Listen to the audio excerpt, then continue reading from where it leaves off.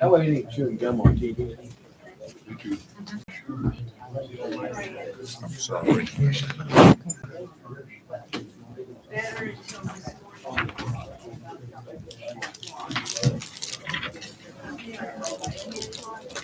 Okay, I'm gonna call this meeting back to order. Miss Green still wasn't out there, She so will not be here today. not today. Okay, we'll move her from the agenda. Let's go on to elected officials.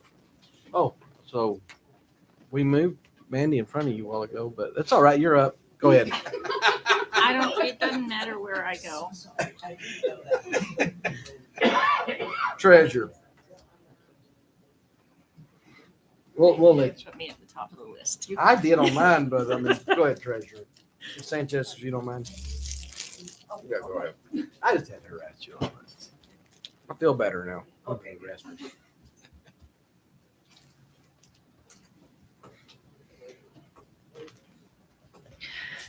Good morning, and Chairman and Commissioners.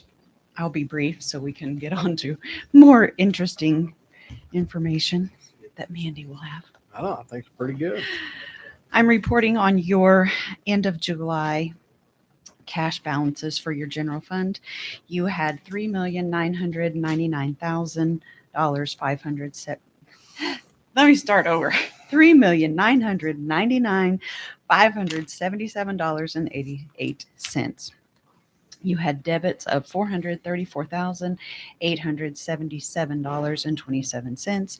You had credits of $621,922.57, leaving your ending cash in your general fund $812,532.58. Does anyone have any questions over our cash balances? I have any. All right. No. Okay, just to alert you that the tax bills will be going out hopefully the last week of October. They are due November 10, and you have till December 10 to pay at least that first half without any penalty. And that's kind of going on in our office currently. We're reviewing all of the information that the tax printers have sent back to us for accuracy. And that's where we're at today. Any questions? Nope. No. Thank you. Let's go move on to detention. Miss Ramsey. Good morning, Commissioners. The facility count today is at 63. We have 13 females and 50 males. We have 6 out-of-county detainees. Bookings for September were at 72. Releases were at 68. A total number of transported were 8. Restricted housing, 0. Billing, Quay County is $9,000. Chavez County is $450. Juvenile billing is $46,475. For detention notes, I have one in death custody due to unknown causes. That was reported to law enforcement for investigation immediately. For the MAT program, I have 14 in group counseling, 15 in individual counseling, 3 meds for September, 8 referrals, and we have 4 in the academy.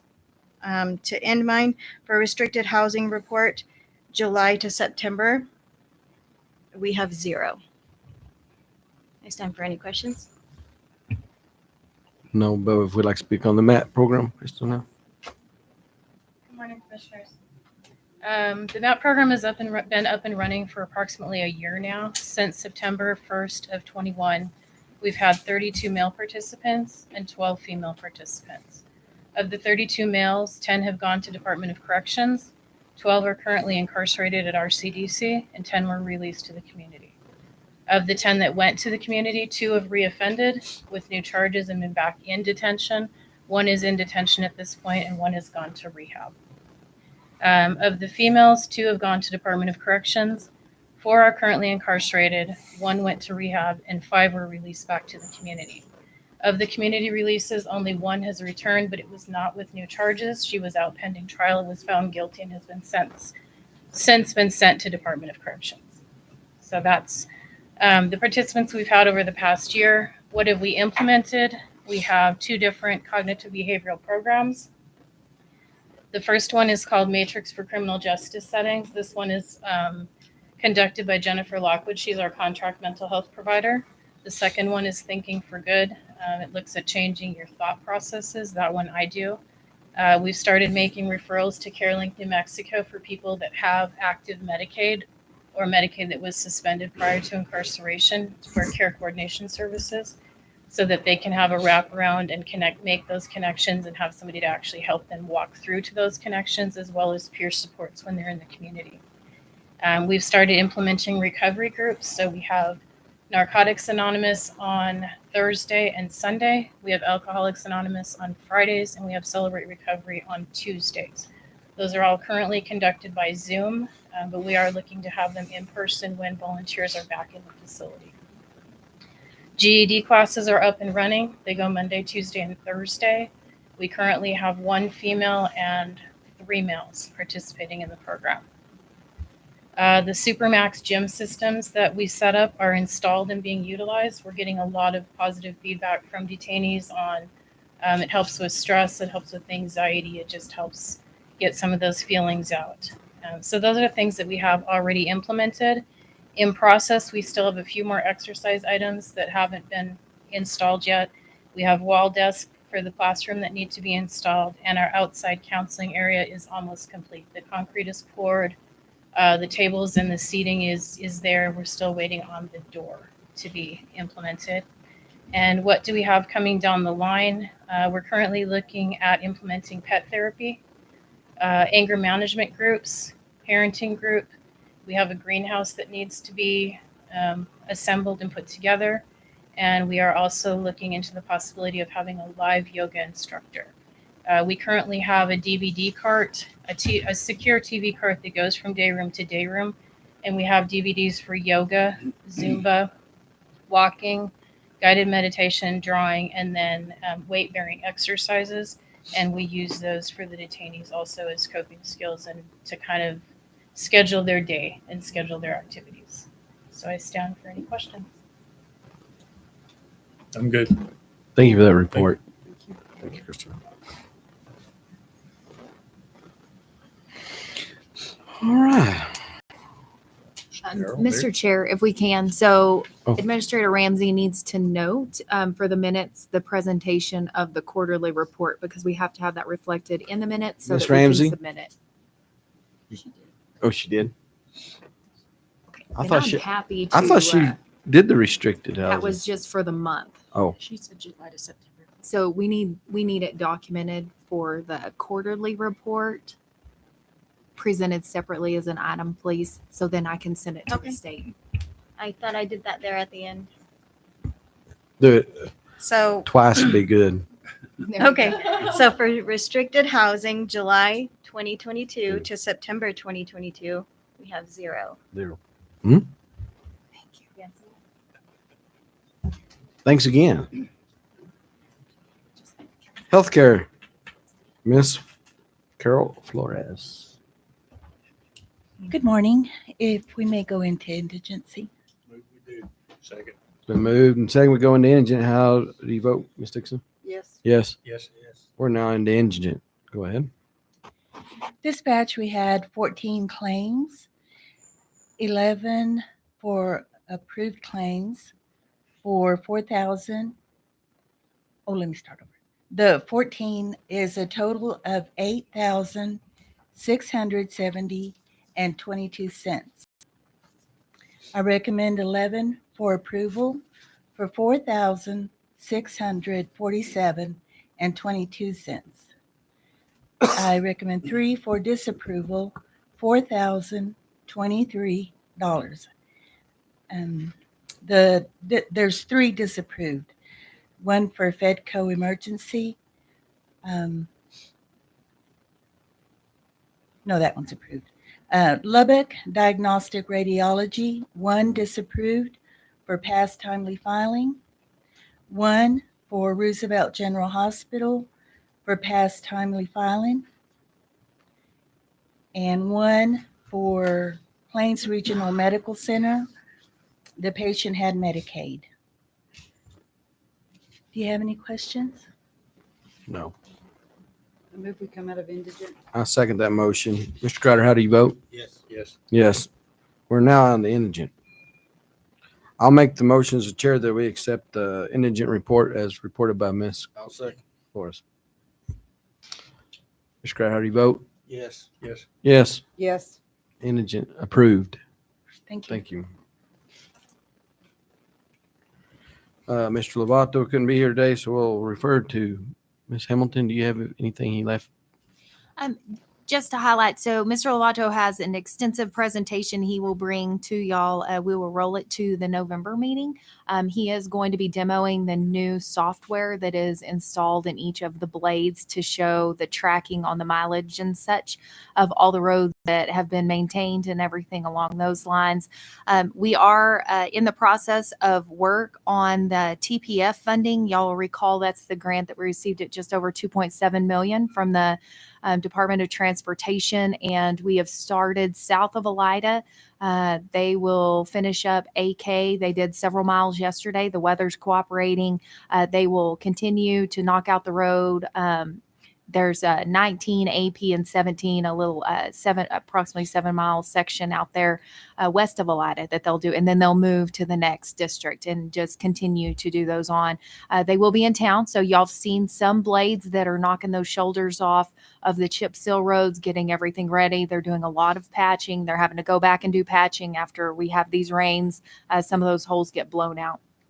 They did a tremendous job over there on O in District 2, got those done. We did have an issue of someone not so intelligent going and doing a little burnout and ripped out a section of the brand new road. So Rick has worked with some of the TPF. When they come in, they're just going to go try to shoot it and lay some new rock and keep it. Otherwise, we're going to have a pothole right there at that intersection that just develops. So we did report it to law enforcement. We're actively investigating those kind of things. Unfortunately, there wasn't a camera, but somebody will brag about it someday. What and we will intersection find was it? them. Which intersection? No, it's on O, and it's the one that just got done. But I can't remember if it's at the end of 3 or if it's at 88. I'll have to ask Javier. I'll go look. Yeah, it's there. And I drove it at noon, and so it happened between like noon and 4 that day.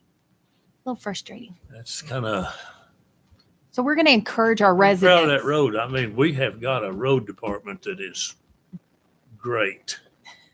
If you'd seen that road before they worked on it, what it wound up, you'd be impressed. It is. It's an incredible roadway. So we just want to encourage our residents again, if you see something, say something. We spent an extensive amount of money, obviously, on that one section of road.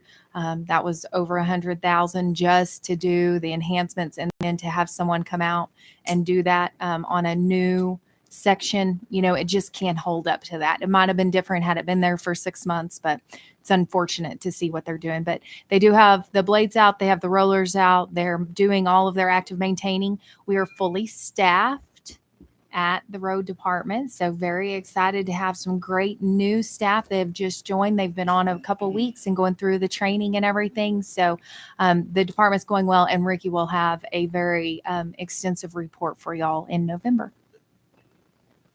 I would stand for any questions if y'all have any on roads.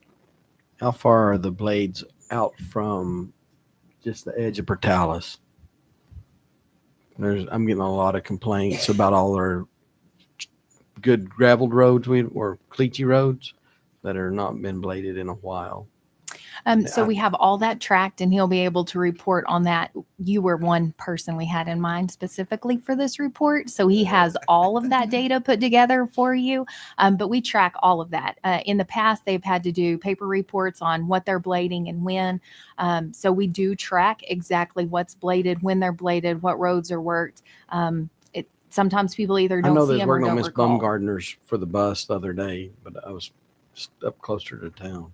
And some, I know there's 2 blades in your district that have been working down in the Dora area, and they Mhm. just got all of that worked out. So they just have to work their their entire district. We don't want to be skipping roads. So then as soon as they can get back around, but some of yours comes over with what we have in due. So, it's, Yeah, I'm They're all throughout. mixed in there.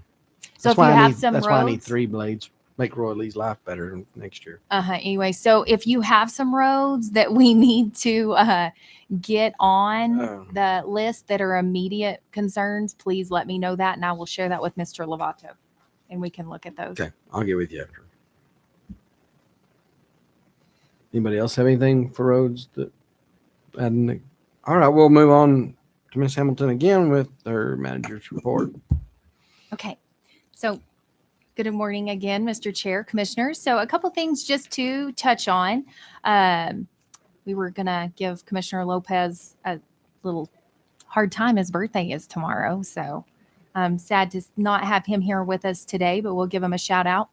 We did get communication from Curry County in regards to Holtec. We're all familiar and seen those articles that are coming out in terms of the company that's going to be moving some nuclear waste through the rail yard and down the roads through several of our area counties.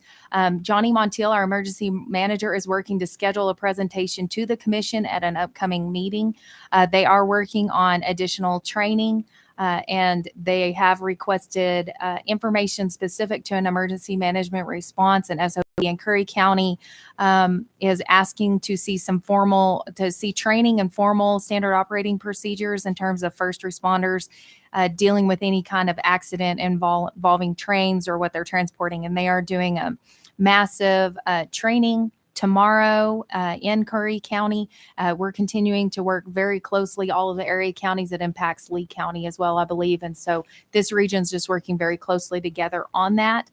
Want y'all aware of it. And if there is any desire for anything additional, we are working, like I say, to get them to come to the commission and do a presentation on the services and what they're planning to do.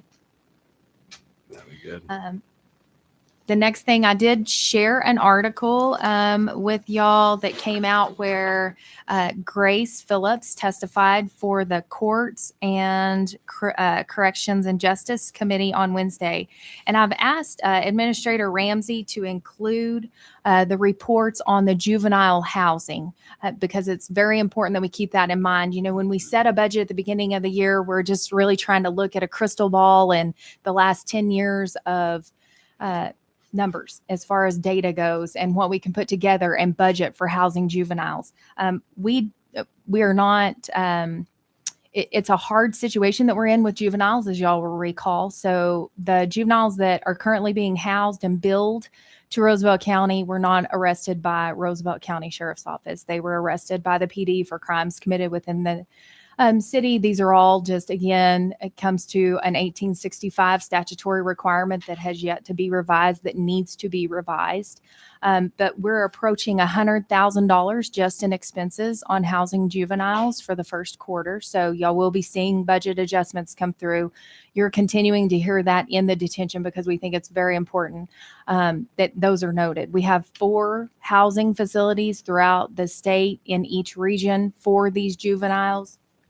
And at this time, they're all either dealing with staffing issues or are full. And so there is limitations on housing capabilities. And those are all things that are coming up. But Ms. Phillips testified on behalf of New Mexico counties and talked about some of these things. She also shared about the memorial study. I've been on that task force studying those, working across the lines with several state and local entities, detention centers and such on things that we can do. We're going to have to look at something because this is just simply not sustainable. As y'all know, more than 1 in every 3 of our general fund dollars are going to corrections. That's where the biggest bulk of our responsibility is, but yet those are not Roosevelt County Sheriff arrestees. We're saddling the burden for the entire county as well as the state, and the state's not adequately reimbursing or compensating the county for those services as well. So we're going to continue to monitor that closely, and we'll continue to keep y'all updated on that. We do have word from the federal government. They are giving out more money. So this is the local assistance for revenue sharing counties, and this is in combination with SRS and PILT type funding. For Roosevelt County, we are looking at $50,000. There is a requirement for federal reporting and such. So that is something new that is coming in. We are watching it closely to see where we're at, and we have until January 1st of 2023 to apply. There is a spreadsheet that allots the different amounts for different counties. We are at the base requirement. Los Alamos is the other one that receives just the base allotment of $50,000.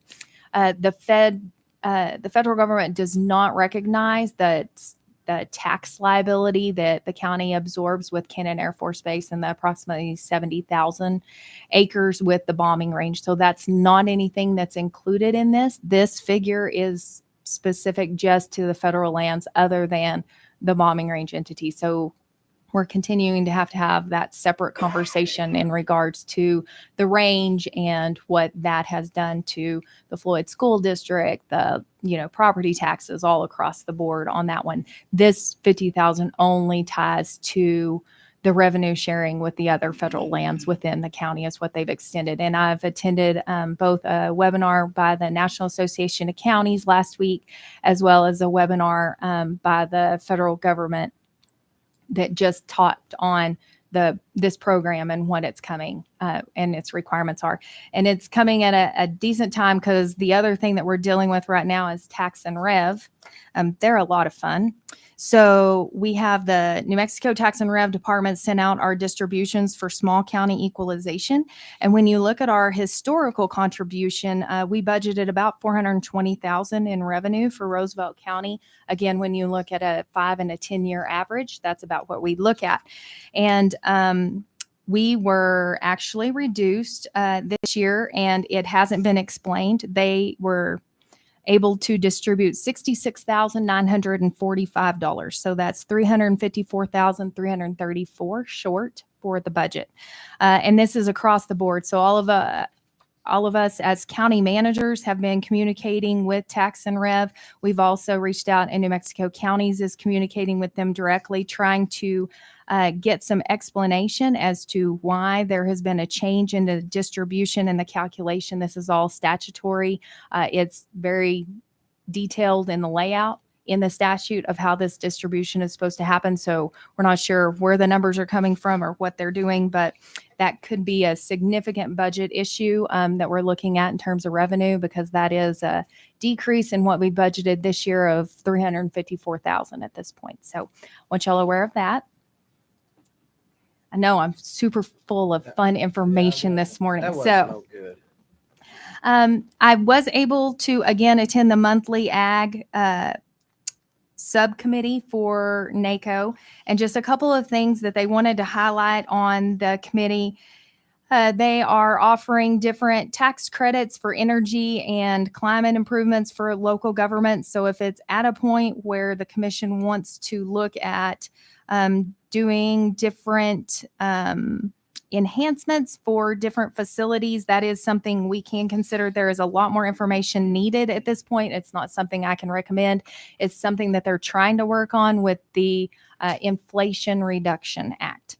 So one of the key things they did talk about was the USDA conservation programs, and that the the Inflation Reduction Act authorized the funding of about $8.45 billion over 4 years for the EQIP for several different USDA conservation programs, about $3.25 billion over 4 years for the Conservation Stewardship Program, $1.4 billion over 4 years for the Agricultural Conservation Easement Program.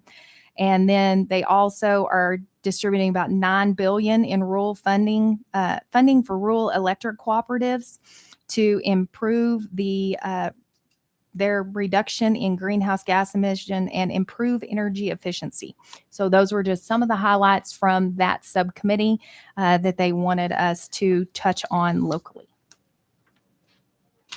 And then we do have a team from the 9th Judicial District, specific for Roosevelt County, that will be attending the court's mental health Summit next week. There were several of us that will be there, along with district court, prosecutors, healthcare providers, and such. So very interested to see what comes out of that. There are teams from all counties throughout the state. And so I'm very hopeful that we'll come back with some great information that we can share on some of the things that the court is looking to implement and ways that we're all working together on the mental health crisis that we're facing.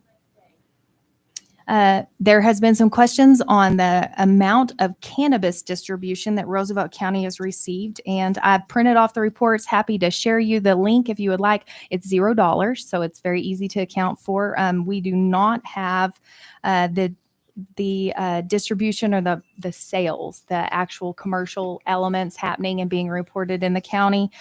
We may be like what we will be experiencing is more of the grow type behaviors and everything, and those are not anything that's been distributed. So the city of Portales has received, the city of Clovis has received, but most of the counties across the board are not receiving those distributions from any kind of tax collections. Oh, do we have any grower permits? I know we passed a bill that's supposed to come in.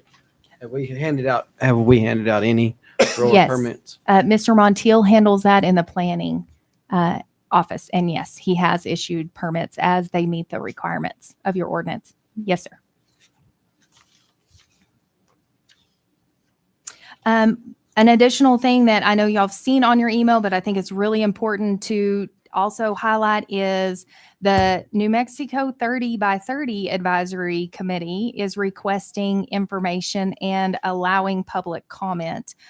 This is the action that we saw the governor follow behind the federal government. This is something obviously that many of us are concerned with locally and its potential impact to agricultural practices and such. And so I would definitely encourage you to take the time to read the information. Y'all have passed resolutions opposing these types of things. We've made our voices we've shared your opinions with the state on this, but now at this point, it's very important that we take the opportunity to share those public inputs and everything. So I'm happy to share that. I want to go ahead and send out the release to everyone that's on our agenda distribution list in hopes that others will help us get out the word and take time to submit your comments in regards to the proposed plan that the state is putting out. Okay, the end. I will wait for everything else in the rest of the agenda, but I would stand for any questions. I think you answered all of them. Ms. Dixon, you have something for Ms. Hamilton? We'll move on to commissioners. You got me. Oh, hey, I had you reeled up here. Ms. Sparks. Thank you. Good morning, commissioners. Clerk. I have several different things to report on. First of all, is the amount of IPRAs that we have. Do not hear the amount of IPRAs that we have. In 2020, we had 2 IPRAs. In 2021, we had 2 IPRAs. And this far this year, we have had 17 IPRAs and 1 more last week. So we have a huge increase in the amount of IPRAs, and we are working through those, getting people the information that they want. Only 2 of the 18 have not been election related that came through our office. Of course, there are others that go to the sheriff and the detention center and Amber's office, but for us in just our office, 18 IPRAs this year. We only have 1 currently open, 2 currently open, 1 currently open. And there's just a bunch everywhere. Everybody in the state has a lot of IPRAs, and almost all of them are questions about the 2020 general, and we're still working with those. A few, they'll make the request and then they will not pay for the information. It's not that IPRAs are expensive. But we have a set fee, and if they choose not to pay it, then they don't get the information. So 3 of the 17 were closed for non-payment. Then the other thing on the elections for the current election cycle, we have finished certifying all of our machines, and then we participated in the mock election, where before, as part of our accuracy testing, we test the machines, and then we also test the system that follows up to those testing the machines through reporting the results to the Secretary of State's office and the media and everywhere else, the candidates, everybody that gets those results after it happens. So we test the whole system so that we can find bottlenecks and that kind of thing. We have finished that. We had only 4 people come and watch. We did invite the public, but we didn't have a big turnout. But we did have 4 come and watch. This morning we started early voting at 8 o'clock when we opened, and that will continue through November 5th. And then on that Saturday, right before the election, November 5th, we will be open 10 to 6 here in our office on that Saturday for the end of early voting. And then on November 8th, we'll have the election. And then the next meeting is the 10th, 15th of November. 15th of November is the canvas meeting. And we will canvas at that time, or present a canvas to you at that time. The question about doing a hand count, we have our poll worker training, election school for people who work the polls, set for October 19th. When we do that training with them, I will ask for volunteers to do a hand count following the general election. That will happen at some point after the 45-day period, unless you choose to do something differently, or unless a candidate asks for a hand count. There are ways, or if we have to hand count as part of a close race situation, if we win that recount lottery, that's the way I call it, the recount lottery. If one of the close races says a bunch need to be, and then Roosevelt County and one of our precincts is picked, then we recount that one in that time frame, in the state canvas window time frame. Otherwise, we'll ask for a hand recount in the period after we can take everything out of the secured containers. And I will stand for any questions. Ms. Parks, I have a question for you. What are the qualifications to be a volunteer poll counter, like you were saying? Do you have to go through some schooling or some training? Yes. I mean, say this somebody that's not on your vote. I would say the ladies that do vote. Say somebody's not part of that and they want to come help count later. What qualifications do they have to have, and schooling do they have to be a volunteer? They would still need to be an appointed poll official. Like afterwards, when we do a hand count, it has to be somebody who has been through all of the poll worker training. It wouldn't be a whole new group of people. It would be poll officials, or we could appoint poll officials at that time. But to qualify to be a poll official, they have to be a resident of the county. They have to be a registered voter. They have to be old enough to be a registered voter. They can't be related to a candidate on the ballot. They can't be all of the same party. So there has to be a mix of the parties, just like at the Memorial Building. There's a mix of party officials there that day. Mm-hmm. Jake Lopez, same way. So they would follow the same rules as any other appointed election official. And those appointed election officials have to attend election school every calendar year. Like the people who are going to work the polls in November at this coming election, if they took the training in June this calendar year. They wouldn't have to attend the next one on October 19th. But I've only heard of one that is not planning to be available for election school on the 19th. Everybody else just likes to have the refresher, be aware of everything that's going on, make contact with the people they're working with, that kind of thing. So they do get a lot of training at that election school, and it is a requirement. Oh, yes, I was going to also say that the statute on the drop box is a statute, and the law is in the election code 1-6-9 is where you'll find that law that regulates the drop boxes. And I would like to get rid of them as much as everybody else, but because it is the law, we have them. I have a question. Okay. Yes, Ms. Dixon. So you said that you had 4 people come when you were testing your machines or whatever. How did you advertise for that? We did a press release. Amber did a press release. It went out to everybody that gets the agenda. I think the Portales News Tribune or Eastern New Mexico News and Rooney Moon Broadcasting are the only 2 that picked it up. And then I talked to Kevin and Doc the morning of the first day. I went on the radio and invited anybody who wanted to come.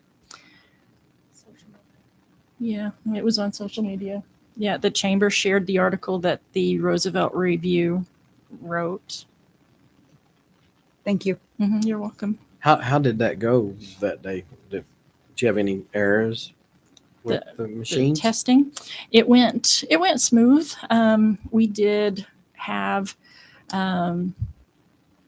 we did the first 12, and then we saved back those 4 that we're going to use for mock election. And we have an A and a B machine, a machine that's going to be used as the tabulator for vote counting.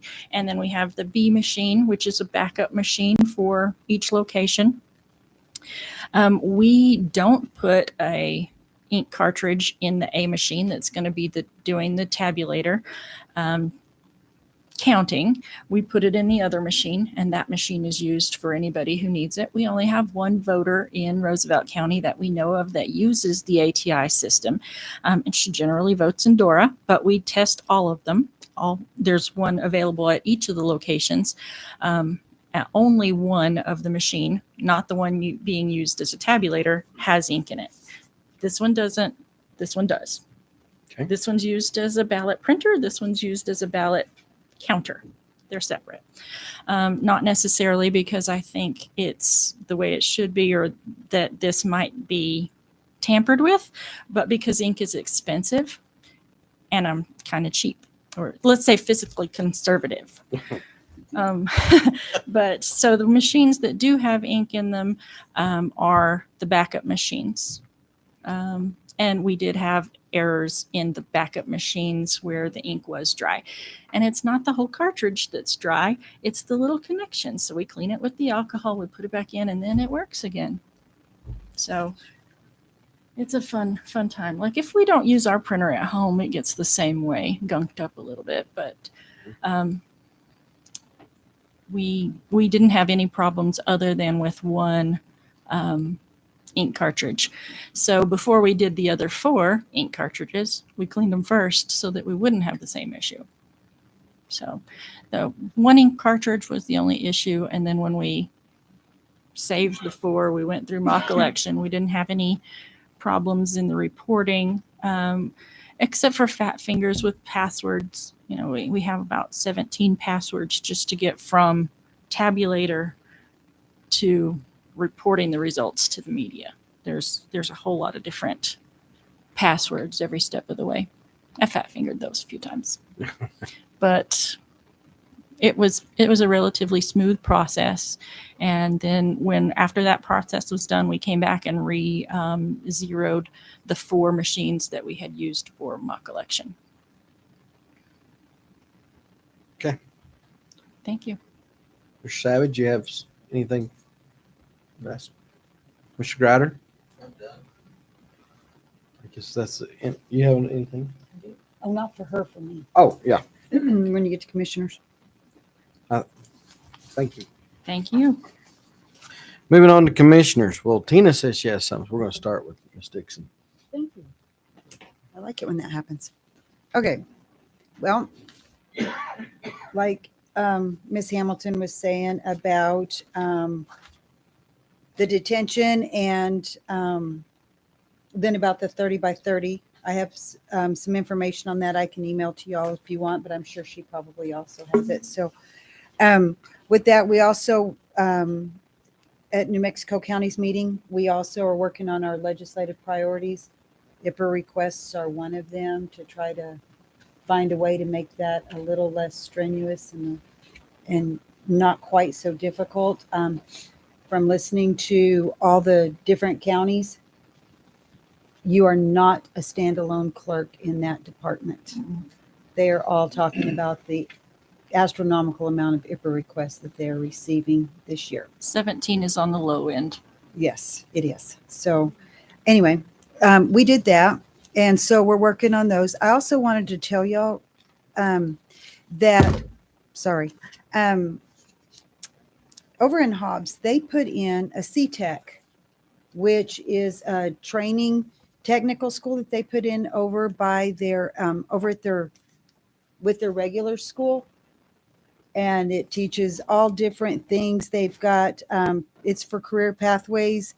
They have like all of these different things. They teach transportation, anything from diesel technology and all of these manufacturing, gas and metal arc welding, flex welding, construction, different architecture, energy, computer science, even culinary and hospitality classes that they teach over there at their high school. That, and this is just a facility that's a pathway to what they want to do in their life. At their high school. Yes. And so we've also, they just got it complete, and we have been invited that anytime we would like, that we could go and tour that facility. And I think it's just outstanding, the things that I can't even begin to do it justice of the report that Commissioner Long gave on this, but this was just something I thought was amazing for the young people. And so I wanted to share that with you, and I have a presentation later. And I think that was all I had for this part.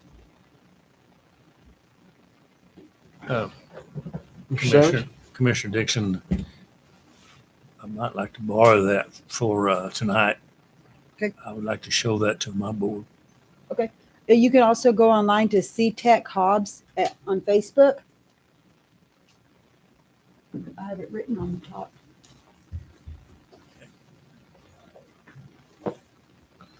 Mr. Crowder, do you have anything for your commissioner report?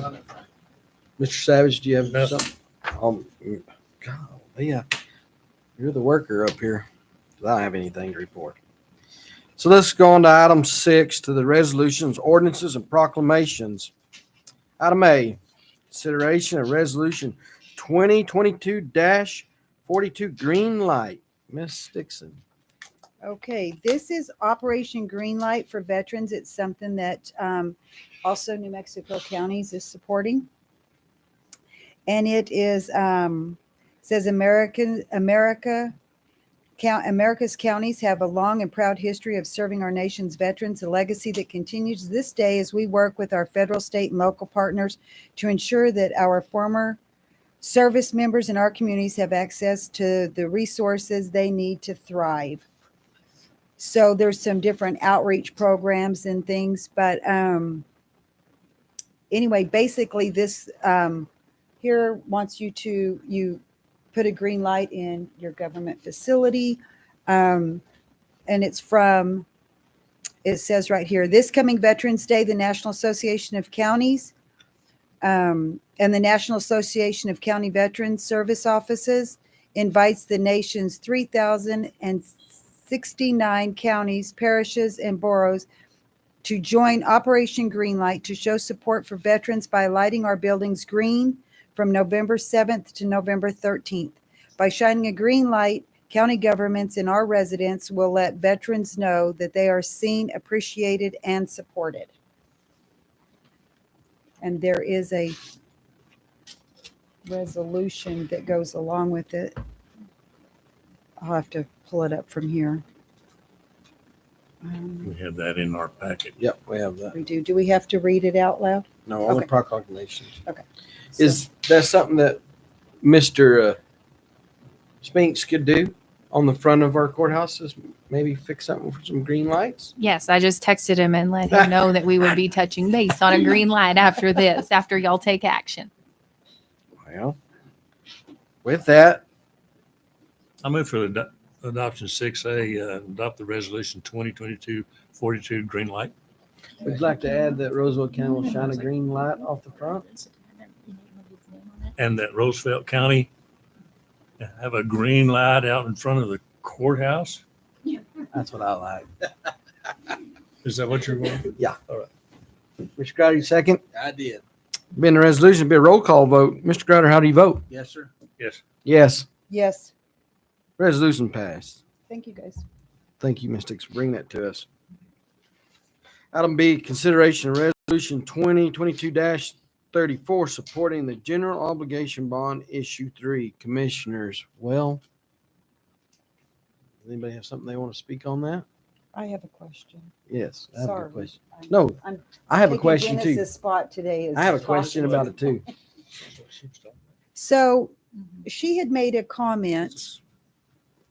You had made a comment about why you didn't want, you were not wanting us to vote for this. By your microphone. I was wondering if you could answer or comment on anything about that, just from my knowledge.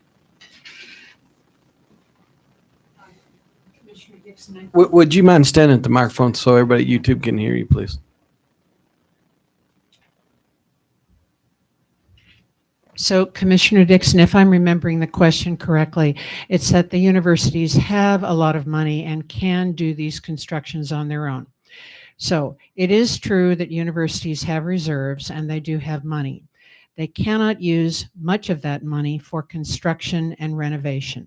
It's reserved for I&G, also known as instruction and general, and that's for the operation of academic programs and the maintenance of classrooms, faculty salaries, laboratories, and that sort of thing. So we are committing $3 million in our reserves to the project that is on the GEO bond, question 3.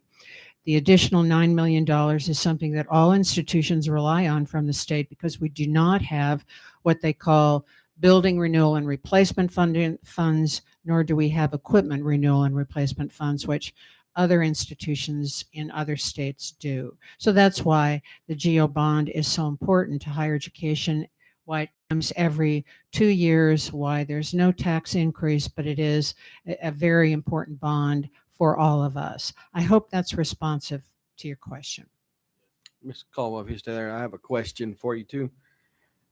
No tax increase, but where's the state going to come up with this money from? What area is it? Oil and gas? Is it? Commissioner, the GEO bond funds come from property tax. There is no rate increase. This is a continuing bond, so the percent has not increased on property tax, and that's where it's been funded all the years that I've been in Eastern. It is a small percent, but it's property tax, so it's significant. If at any point the GEO bond fails, then there would be an increase when it was restored. But I will tell you that in 2010, the last time the bond failed, the percent was so small, I think they overlooked it and did not reduce property tax. So there was no change in property tax when the next GEO bond came through. But presumably there would be perhaps a 1.1% decrease to a portion of property tax that's allocated to these appropriations were it not to pass. But as I say, it has passed the past years with the exception of 2010. So it's a statewide property Correct. tax. It is statewide property tax. And Eastern's going to be the third highest beneficiary of. Yes, sir, if Yep. it's successful. Okay, thank you. I make a motion, we approve resolution 2022-43. Supporting. Second. You have something you'd like to speak for me? Just want to say yes. Oh, Ms. Dixon, how do you vote? Yes. Yes. Mr. Savage? Yes. 4 yes votes. Resolution passes. Consideration of proclamation declaring November the 12th, 2022 as Walk to End Alzheimer's Day in Roosevelt County. That's so hard not to say my joke on that. Yes, so this is one I get to read out loud. This is a proclamation declaring November 12th, 2022 as the Walk to End Alzheimer's Day in Roosevelt County, whereas approximately 43,000 New Mexicans currently live with Alzheimer's disease, and that number is expected to increase to 53,000 by the year 2025.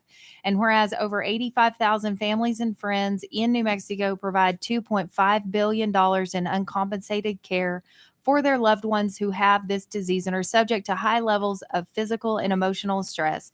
And whereas Alzheimer's disease is the 6th leading cause of death in the United States, and whereas dementia is one of the costliest conditions to society, the cost of health care and long-term care for individuals with Alzheimer's or other dementia is substantial. And whereas the Alzheimer's Association leads the way to end Alzheimer's and all other dementia by accelerating global research, driving risk reduction and early detection, and maximizing quality care and support. And whereas thousands of New Mexicans will come together during the fall of 2022 to raise awareness and funds throughout the statewide Walk to End Alzheimer's events. And whereas Roosevelt County, in partnership with the city of Clovis, city of Portales, and Curry County, is organizing the annual Roosevelt Curry County's Eastern New Mexico Alzheimer's Walk on November 12th, 2022 from 10 a.m. to 12 p.m. at the Greyhound Arena. Now, therefore, I, Louis Shane Lee, Chairman of the Board of Roosevelt County Commission, do hereby proclaim November 12th, 2022 as Walk to End Alzheimer's Day in Roosevelt County, New Mexico, and encourage all residents to attend the annual Roosevelt Curry County's Eastern New Mexico Alzheimer's Walk and wear purple this day to raise awareness to end Alzheimer's disease. Thank you, Miss Hamilton. I You have, have a wonderful name. I have 2 people in my family, that immediate family, that are affected by this. So with that, I make a motion to declare November 12th as Walk to End Alzheimer's Day. I have a motion and second to declare November 12th as the Walk to End Alzheimer's Day. Mr. Gruder, how do you vote? Yes. Yes. Yes. Yes. 4 yes votes. Proclamation approved. On to item D, consideration of ordinance 2022-2, a land use memorandum ordinance. Mr. Savage. Okay. I was getting tongue tied there.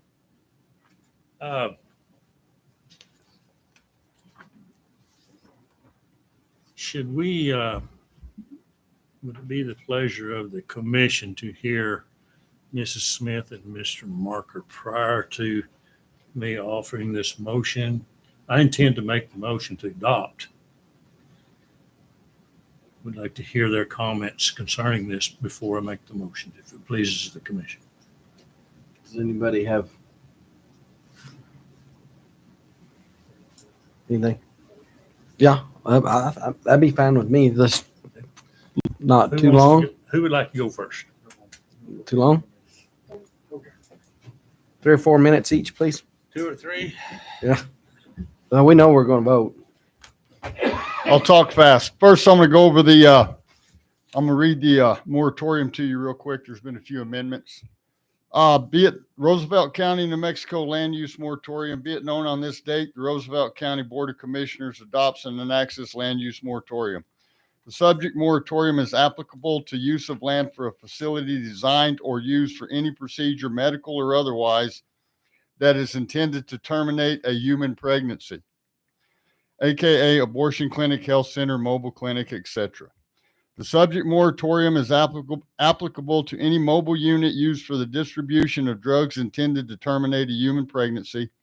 The subject moratorium is applicable to any land within the legal boundaries or traditional historic community boundaries of Roosevelt County in the state of New Mexico. The subject land use moratorium as enacted also prohibits the permitting of the construction, retrofitting, or parking of any such facility on said land. The subject land use moratorium is enacted to a time of at your discretion. The land use moratorium is adopted pursuant to sections 3-1-21 through 3-1-2126 NMSA 1978. That is the moratorium, and that there's been a few amendments since we spoke last. Okay, the overall discussion of the perceived objections to the land use moratorium, I have heard a few comments, had some discussions with various different people since we met last. First off, the discussion of your zoning authority as the commission. The statute number 3-21-1, zoning authority of a county or municipality. For purpose of promotion of health, safety, morals, or general welfare, a county or municipality is a zoning authority and may regulate and restrict within its jurisdiction. Anyway, applicable to this is number 5, location and use of buildings, structures, and land for trade, industry, residence, or other purposes. One issue that has come up repeatedly has been compensable taking. If you look at New Mexico laws and established legal authority, there's several cases. Zoning is not, in particular, this particular case, zoning is not a compensable taking. As a valid exercise of police power, zoning is not a compensable taking, even when it results in a substantial reduction in the value of property. Only if the government regulation deprives the owner of all beneficial use of his property will the action be unconstitutional. You go to Miller v. City of Albuquerque. When we're looking at zoning and regulatory taking, I know I've been beating these cases. We all go to Penn Central Transportation versus New York City when we discuss the takings clause. It's the foundational go-to case most jurisdictions. Penn Central established what I call beneficial use laws. We could easily get into a scavenger hunt for applicable case authority, such as this 1982 case that says this 1982 case is actually the Baptist Church versus City of Albuquerque. The court has stated that the general rule is that a regulation which imposes a reasonable restriction on the use of private property will not constitute a taking of the property if the regulation does not unreasonably deprive the property owner of all or substantially all of the benefits of this property. Again, that's the 1982 case. We could go on case after case of this, but to avoid a scavenger hunt and exceed my time, we're just going to move on. Okay, the next is going to be, it has been brought up recently, does Roosevelt County have a comprehensive plan? When I'm discussing this, I'm going to be referring to this Roosevelt County ordinance. This was passed in 1993, ordinance number 93-7. This is Roosevelt County Land Use Policy Plan. When I refer to the Roosevelt Plan, this is what I'm referring to, okay? Discussion as to the comprehensive plan. Clearly, the statutes require a comprehensive plan. Sections 3-21-5 NMSA. Statute says conformance to a comprehensive plan. The regulations and restrictions of a county or municipality zoning authority are to be in accordance with a comprehensive plan and be designed to promote health and general welfare, among other things, but that's what's applicable there. And then part B, the zoning authority in adopting regulations and restrictions shall give reasonable consideration, among other things, to the character of the district and its peculiar suitability for particular uses, and to conserve the value of buildings, land, and encouraging the most appropriate use of lands throughout its jurisdiction. A comprehensive zoning plan, the definition of a comprehensive zoning plan, according to my Black's Law 11th edition, is this. It's pretty simple. The definition of a comprehensive zoning plan is the zoning of an entire municipality with divisions into districts. The Roosevelt Plan, and again, that's what I'm referring to, is your ordinance. This is what I'm referring to when I say the Roosevelt Plan. The Roosevelt Plan clearly establishes a comprehensive plan as to land use policy encompassing the entire county as a single district. Page 2, Section 2 of the Roosevelt Plan. The purpose of the Roosevelt Plan within its content says the nature and intent of the Roosevelt Plan is to protect the customs, culture, and economy within which county citizens operate. Further evidence as to countywide designation of land use zoning authority is stated in the last paragraph of page 2. The land use policy plan is a set of policies that shall provide a general planning framework and to address governmental land use planning in Roosevelt County. Clearly a comprehensive plan that encompasses the entire county as a singular district. Also please see page 3, the third paragraph. With section 3, the Roosevelt Plan establishes a community of common interest. Within those common interests of county residents are matters of custom, culture, and economy. Each of these matters of common interest are relevant to the subject proposed land use moratorium. I've got legal authorities listed here, and I'm actually going to leave you guys with these notes. The most applicable one here is comprehensive planning. A county zoning ordinance was valid where the county had a comprehensive plan in substance, if not in form, at the time of the ordinance was enacted. That's Bogan v. Sandoval County. If we did like a comprehensive plan, it would only weaken the moratorium, not prevent us from passing it. And that's according to case law itself. Thank you. We'll give Miss Smith a little time. I'm not done yet. Am I done? We're getting close. Okay. All right. What we have right now. How long are you out? Well, I'm talking about 6 minutes. That was 8.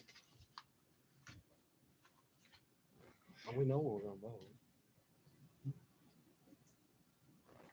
Okay, real quick. I'm gonna skip a bunch of stuff. I'm just gonna come to the conclusion on the moratoriums. We find in each case a moratorium will not be overturned if the commission has not acted arbitrarily, capriciously, or an abuse of discretion, or otherwise not in accordance with the law. Clearly, as I pointed out, your Roosevelt County, what I call your Roosevelt County land use policy plan, is a comprehensive land use. We've got two options here. The problem that we're going to have that's going to prevent us from voting today is going to be the simple fact that we haven't provided notice as the New Mexico statutes. New Mexico statutes are going to require that we mail first class any individual that has property within the borders of Roosevelt County. So we've got two options today. We can either move to give notification as required by statute, or by statute, we can just turn this over to the citizens of Roosevelt County. They can go to applicable statute, and they can themselves collect enough signatures to require the county commission to pass this moratorium or to put a moratorium in place. And that would be statute number 8-21-1, number 6D, or 8-21-1D. In the absence of a county zoning ordinance, a qualified elector may file a petition, blah, blah, blah. You basically need 1,200 votes from the citizens. And I'm going to end it there. I got a lot more, but I'm going to end it there. Thank you. Explain to them.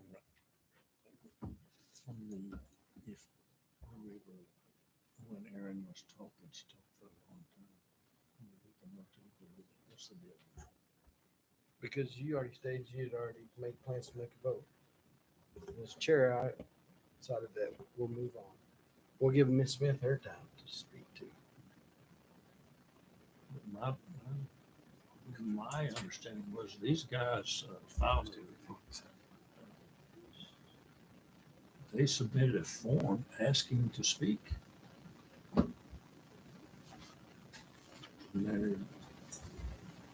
Why is one person not allowed to speak a long time, but another one not?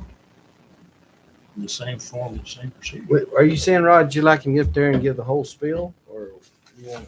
No. Or what do you want, Rod? I just want to know, why is there a time limit? I didn't give him a time limit. I just said, let's move it along. And I gave him plenty of time. I believe he hit about all the headlines he was looking for. Okay. And I was wanting to make sure Miss Smith had time to speak too. Okay, I appreciate that.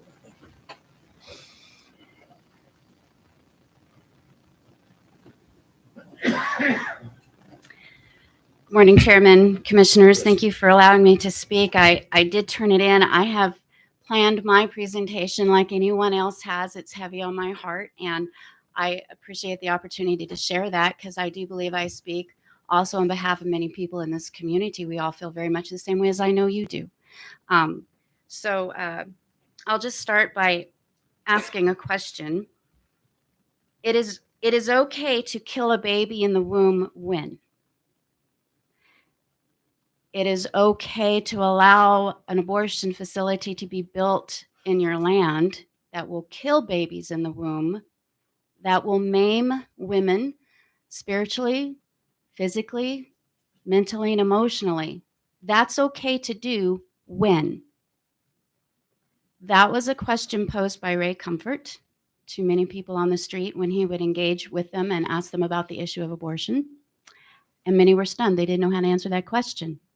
They started out, trying to, the woman's right to choose and la, la, la, and on. And he would stop them and say, but answer me this. And they would be stunned.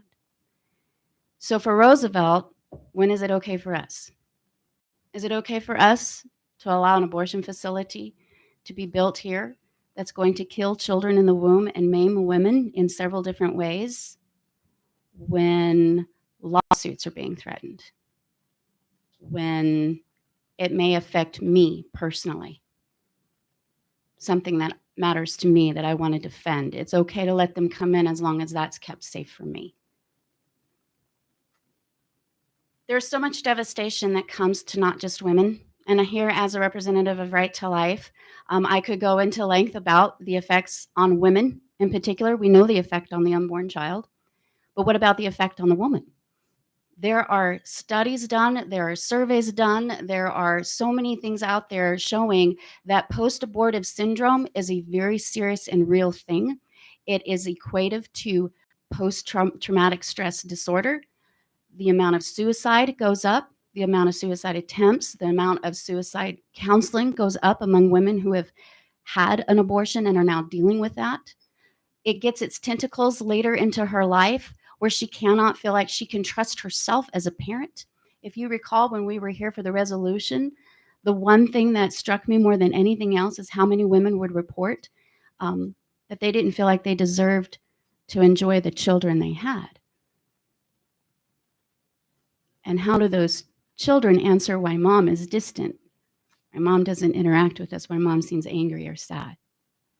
Most children will take that onto themselves. I'm the reason for that. That goes on to affect their education. That goes on to affect their future relationships. Abortion has tentacles. The word in John 10:10 says that Satan, the enemy, comes to steal, kill, and destroy. He steals her peace, that everything's going to be okay. There's people in this community that will help you. He proceeds to kill the unborn child within her womb, and then he continues to destroy her life and the life of the families around her. The other thing that a community needs to keep in mind is when we think about property, any place an abortion clinic has been erected, the property values around it go down. Crime goes up. We can look no further than Albuquerque.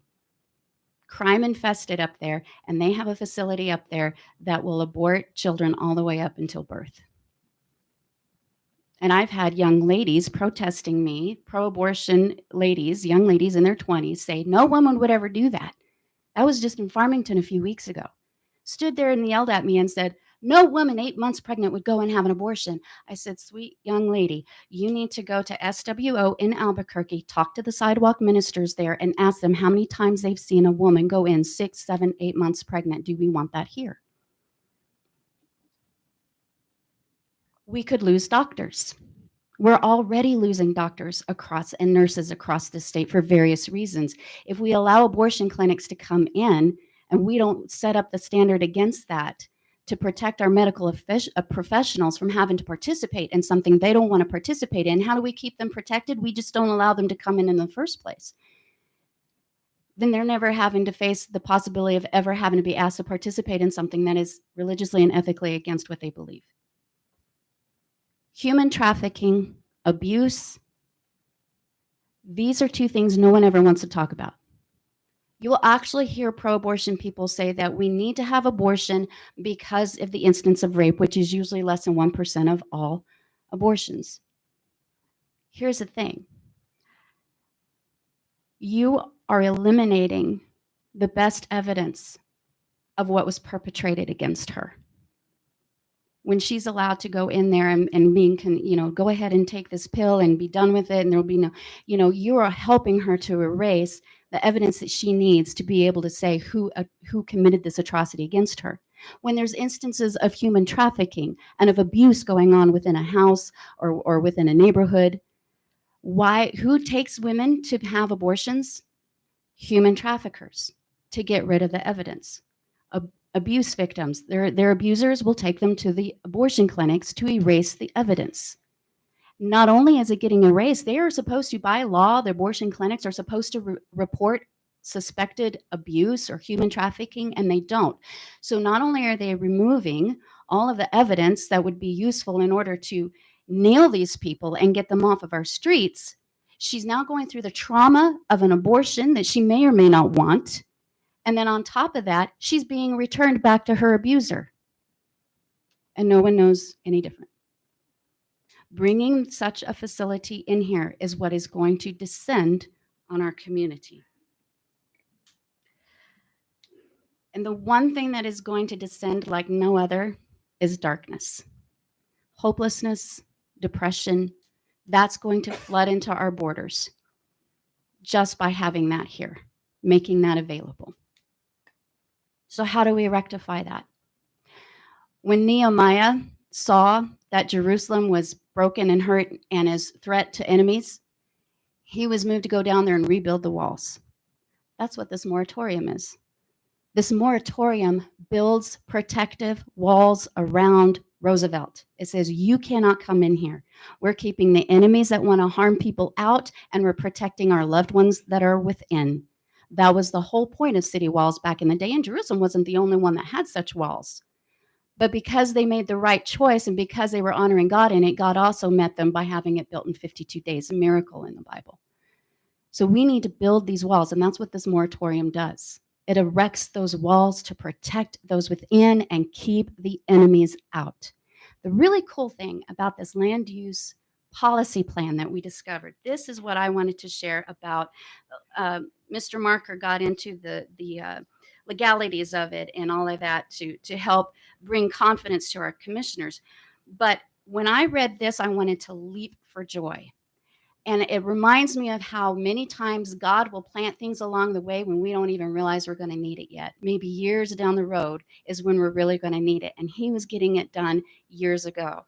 So where it says here in this ordinance, it says this plan shall govern all land use planning in Roosevelt County and does mandate cooperation between Roosevelt County Land Management Agency and any state or federal entity whose plan or decision impacts Roosevelt County land use, or in other words, the county's custom, culture, and economy.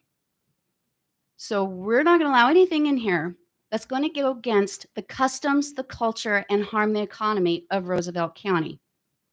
It goes on to say, let me go to definitions. Culture, as used in any NEPA, is defined as the body of customary beliefs, social forms, and material traits constituting a distinct complex of traditions of a racial, religious, or social groups.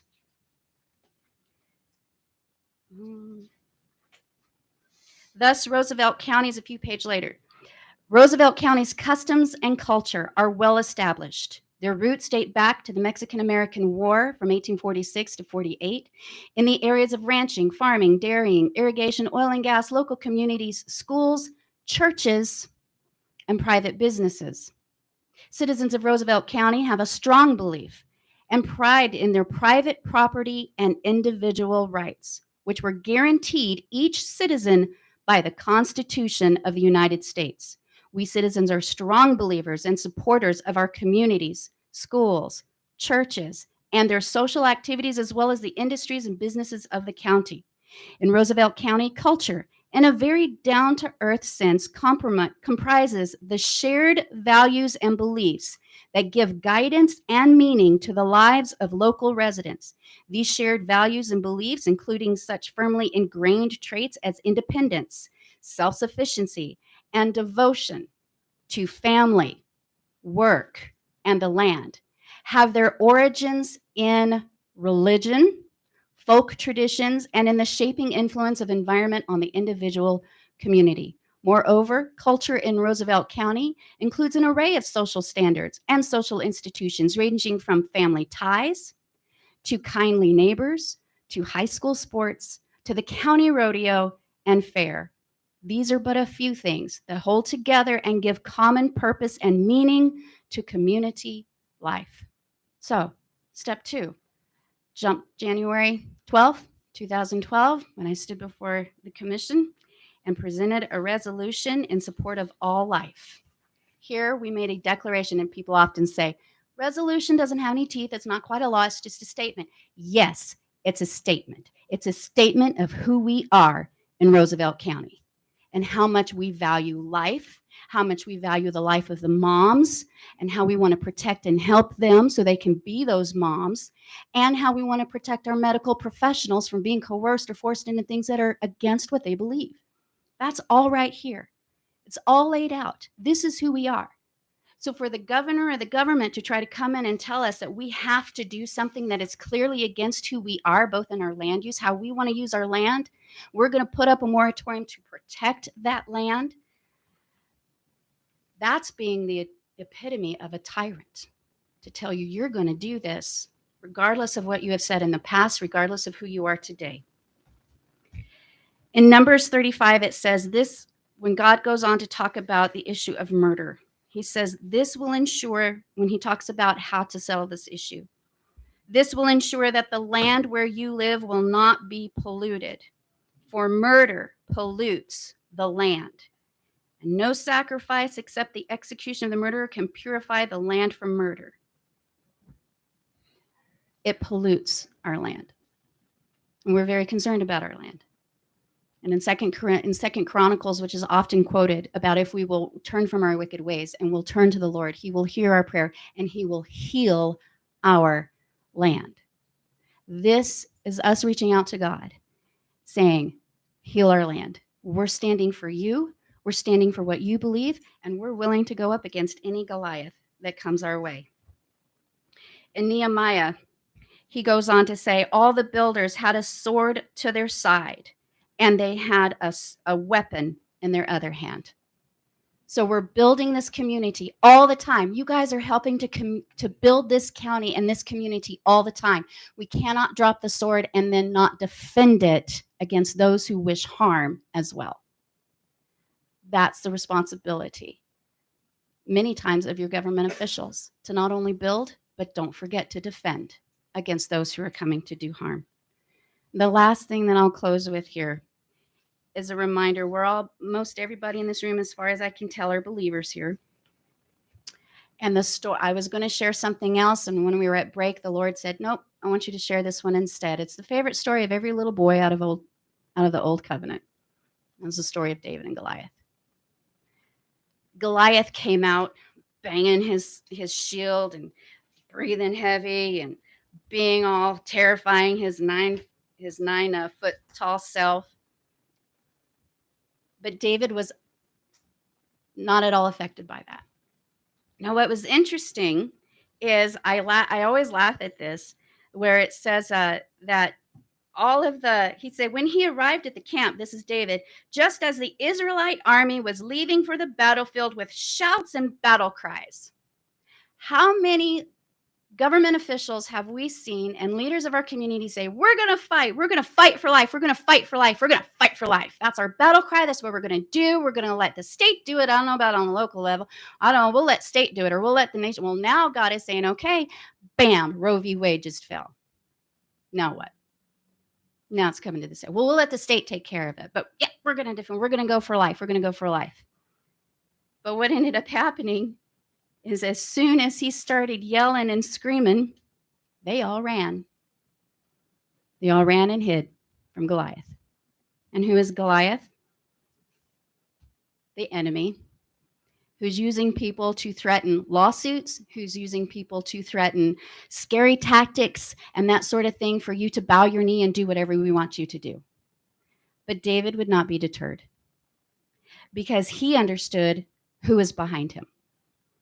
And when people tried to talk him out of going up against Goliath, he earnestly reported, he said, I have been taking care of my father's sheep and goats. How many people in this community are always taking care of livestock? So you qualify. There's a lot of people taking care of livestock within Roosevelt County. They qualify here. When a lion or a bear comes to steal a lamb from the flock, I go after it with a club and rescue the lamb from its mouth. How many will rescue their livestock from whatever enemy is stalking after it? If the animal turns on me, I catch it by the jaw and club and beat it to death. Most have a rifle now. It's a little easier. I have done this to both lions and bears, and I'll do it to this pagan Philistine. For he has defied the armies of the living God. These people that are pushing and wanting to bring in these abortion clinics, they are defying the living God by bringing this in. The Lord has rescued me from the claws of the lion and the bear, and he will rescue Roosevelt from the Philistine. So he picked up 5 smooth stones from a stream and put them in a shepherd's bag. Then, armed only with the shepherd's staff and sling, he started across the valley to fight the Philistine. Goliath walked out toward David with his shield bearer ahead of him, sneering in contempt at the ruddy-faced boy. Am I a dog, he roared at David, that you come at me with a stick? You little tiny Roosevelt, how dare you stand against the state? How dare you? Who are you? Come over here and I'll give you your flesh to the birds and wild animals, Goliath yelled. David replied to the Philistine, you come at me with your sword, spear, and javelin. Your lawsuits, your threats, you come after us with that, but we come to you in the name of the Lord of heaven's armies, the God of the armies of Israel, whom you have defied. Today, the Lord will conquer you, and the whole world will know that there is a God in Israel. There is a God in Roosevelt County. And everyone assembled here will know that the Lord rescues his people, but not with sword and spear. This is the Lord's battle, and he will give you to us. As Goliath moved closer to attack, David quickly ran out to meet him. He didn't turn and run. He didn't stop in fear. Goliath came at him. David ran after him back, reaching into his shepherd's. Miss Smith, Yes. I love what you're reading, and it's true to my heart. But we have a lot of business to tend to. I do. I was today. about to finish. So I'll just say this. Okay. Throw the stone. Throw the stone and trust God to help it find its mark and rescue us and the unborn children and mothers from being maimed. Thank you. Thank you. Thank you for that. Mr. Savage, would you like to speak on this? Wouldn't like to, I mean. Yeah. I think we're pretty well all in the same boat here. None of us are in favor of abortion. We're all pro-life. But the problem is here, how do we go about getting what we want accomplished according to the law? Because yes, we're opposed to the abortion. None of us want it. But at the same time, we've sworn an oath to uphold the law, the statutes and the law of New Mexico. So that's presenting a problem. We want to do this. How do we do it? So we've heard from a couple of people which we're in agreement. I think we're all opposed to abortion. We just got to figure out how can we get this accomplished according to the law? Because if we don't get it accomplished according to the law, it's null and void. Mm-hmm. So, Mr. Garcia, I'm going to be calling on you because after reading the what would you call that letter? The opinion, the legal opinion from your firm. There are some hoops that we would have to jump through, and I've heard from Mr. Marker and the problem about the comprehensive plan on that side of the spectrum or aisle. It says we have one. There on the other side, I'm not so sure. So one of the things we're going to have to talk about is I think is an unending, a perpetual moratorium. The perpetual, being it perpetual, can we do this and meet the demands set forth by the legislature for a comprehensive plan? The next hoop would be the public hearing. I visited briefly with you about the public hearing, and Mr. Marker, what he alluded to was that all the landowners would have to be notified, but I'm not sure that might be accomplished a little easier. You might have some, but anyway, we need to have some insight from you. You're our legal counsel. A man, we can do what we want, but a man has, is his own lawyer. He's a fool, So we want to hear from you. Mr. Chair, members of the commission, if you don't mind, I'd like to stand at the podium. Yes.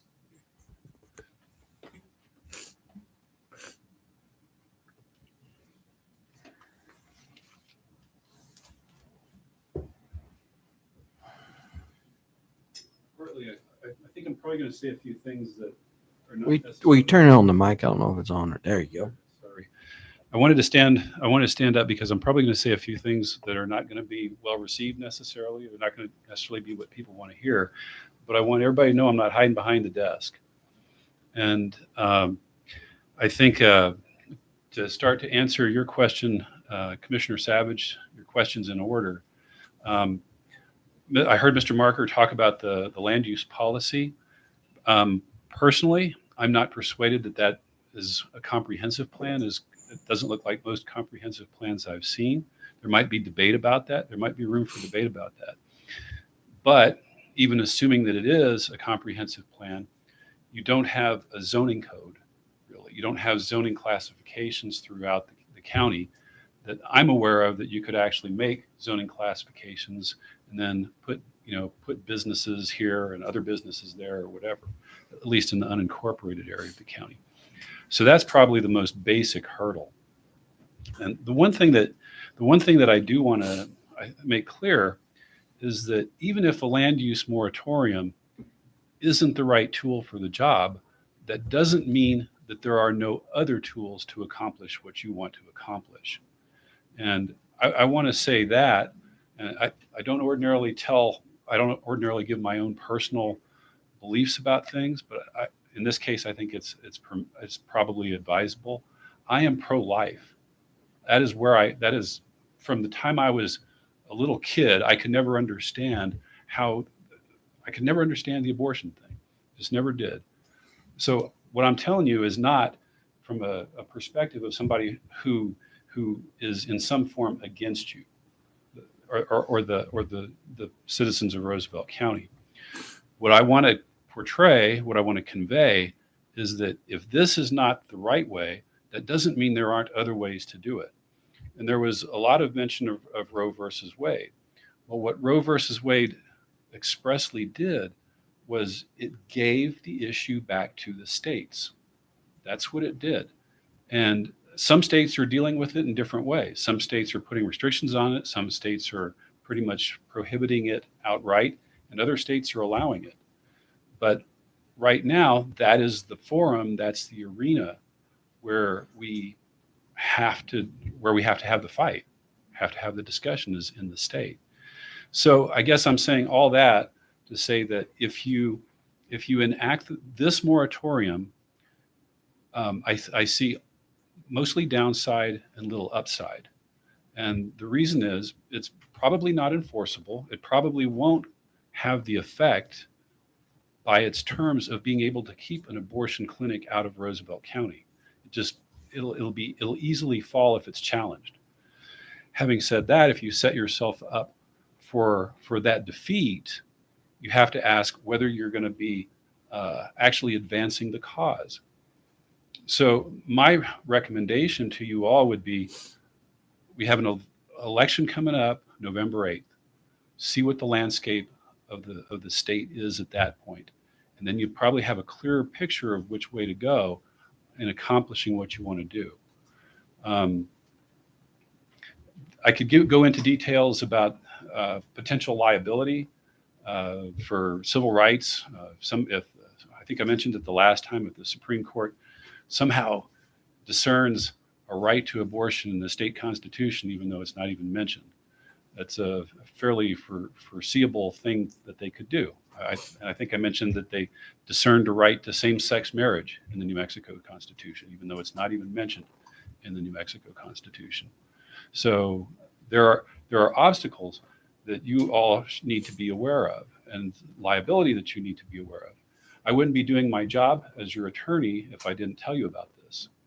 So you all are absolutely free to do what your consciences, what your duties tell you to do. My duty is to lay out the problems and to help us navigate that. So my advice would be, is wait and see what happens till after November 8th, and we'll have a better idea of what might work.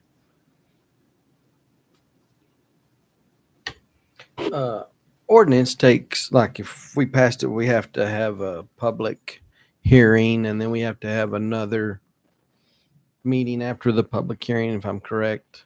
Right, Miss? So you can have the public hearing at this like simultaneous. The problem is the one that was presented today in red is one that we don't even have copies of, or that legal administration has anybody seen. So there's amendments that were discussed. So anything like that would have to have public comment. And in the state it's in right now, it's not where it would be legally adoptable. It's not something that our attorney has put into the appropriate format. So those are where it's listed down as consideration and discussion, but you don't have a vehicle right now to really adopt like this. Like he just said, if y'all adopt this, I don't know legally how you're going to enforce that. Just in terms of the format, Mr. Chair, members of the commission, just in terms of the format, it's practically unworkable as it is right now. And that's just the format. The next thing is the substance.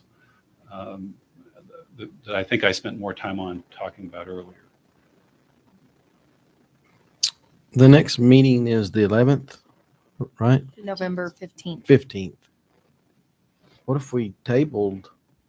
Postpone it to then. Yeah. So to stay on the agenda. I don't know, Rod. You brought this. Well, I'm just trying to figure out something not to have it. we know I'm serious about passing this. It's got to be done legally. So I think what I would like to do would be go ahead and move to accept this ordinance, move to pass this ordinance. It comes up and postpone it to the next meeting.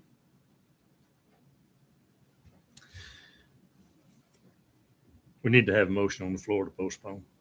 Mm-hmm. So I don't want to kill the motion, but I think if it can't be passed now because we haven't fulfilled the requirements of a public meeting, public hearing, it's questionable whether this meets the demands of the what they call comprehensive plan. Give us time to sort that out. Through legal? The problem of it being a perpetual might be another problem. So if we postpone this and start ironing some of that, maybe it's time to iron out some of these problems, then we bring it back and consider it later. Because I don't know why is it such a huge benefit to pass it now or than to initiate the hearing process at the next meeting. So my wishes would be to bring it on the floor, come on the floor, postpone it to the next meeting. So with that, that's what I'm going to do. I move for the adoption of a 6D, ordinance 2022-02, a land use moratorium ordinance. So, And then you want to postpone it and till then table it. it's postpone it. pending, and so if you consider it to be pending, and my next motion, I move we postpone this motion to the next regular meeting. Give us time to work out the exact wording that needs to be address this issue. Does it or does it not satisfy the commissioners' minds that we are meeting the demands of the what they call the comprehensive plan? Yeah, we want to do it the right way. We want Right. to just There's throw. no need We in don't doing throw. something. Yeah, why do something that's null and void? I mean, there's no advantage to that. I think there's some advantages not to politically. So that's my motion. If you'll consider the motion on the floor, I move to postpone it to the next meeting. Have a motion on the floor and saying that we accept the ordinance and table it till the next meeting on November the 15th. Mr. Gratter. Yes. Yes. Yes. Yes. 5 yes votes.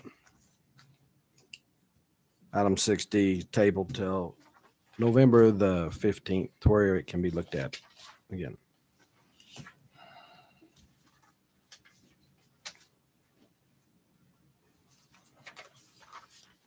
All right, on to procurements, contracts, and agreements. Request approval of contract award RFP 2023-02 Banking Services Roosevelt County to JP Stone Community Bank. Miss Vieira. Oh, there she is out there. Good afternoon, Commissioners. We released a request for proposal for banking services for our county. We received one proposal from JP Stone Community Bank in compliance, and with that, I would like to request an approval for a contract for banking services with JP Stone Community Bank. So moved. Second, been moved and saying that we award the RFBP to JP Stone. Mr. Gratter, how do you vote? Yes, sir. Yes. Yes. Yes. On item B, request approval of contract renewal to supply chip seal ag grant to Roosevelt County Department by K. Barnett and Sons. Miss Vieira. Yes, I would also like to request the approval to contract with K. Barnett and Sons, Inc. Included in the commission packet was the contract. This would be the last year with the vendor, as the upcoming year we would need to release another ITB. I'll So stand. moved. It's been moved. Second, that we approve the contract renewal with K. Barnett. Miss Dixon. Yes. Yes. Yes. Yes. 4 yes votes. Request approved. Item C, discuss a draft joint powers agreement with the city of Portales for dispatch services.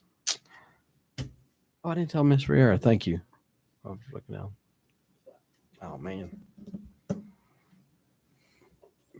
Mr. Savage, have you had any Do I more have any comments? comments on this? Or have you? We kind of keep whipping the dead horse on this. Yeah.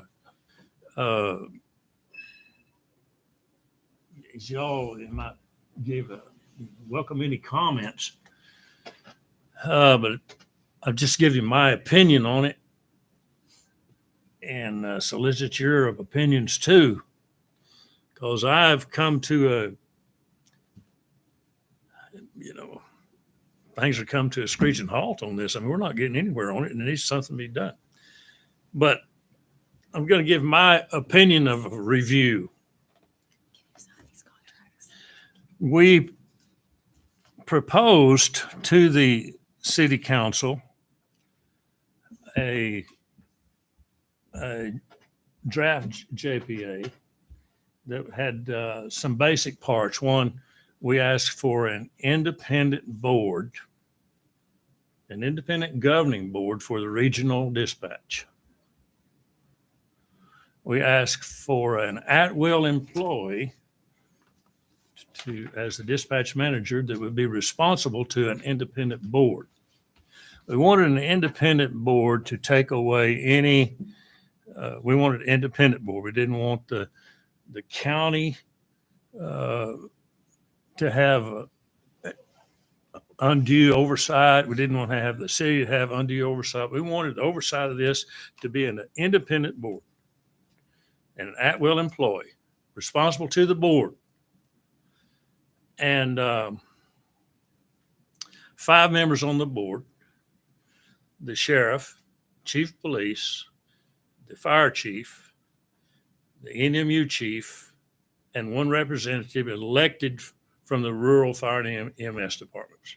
5, because those 5 we felt were getting dispatch services.